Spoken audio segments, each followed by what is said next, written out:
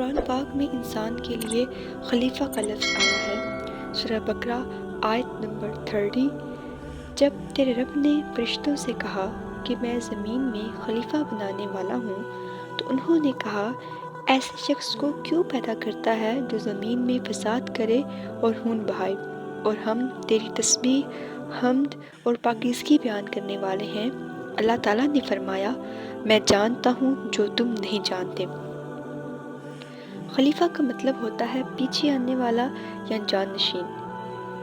حضرت آدم علیہ السلام کی پیدائش سے 2000 سال پہلے زمین میں جنات آباد تھے، لیکن انہوں نے زمین میں فساد کیا، خون بہایا اور قتل و غارت کیا، تو اللہ تعالیٰ نے فرشتوں کو بھیجا جنہوں نے انہیں مار مار کر جزیروں اور پہاڑوں میں بھگا دیا۔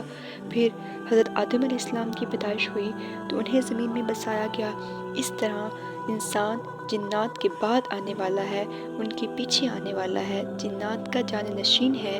اس کا ایک مطلب یہ ہے، یا دوسرا مطلب یہ ہے کہ یکے بعد دیگرے بعض کے بعض جانشین ہوں گے، ایک زمانہ کے بعد دوسرا زمانہ ہوگا، ایک نسل کے بعد انسانوں کی دوسری نسل ہوگی، تو اس طرح ایک دوسرے کے پیچھے آنے والے ایک دوسرے کے جانشین سے انہیں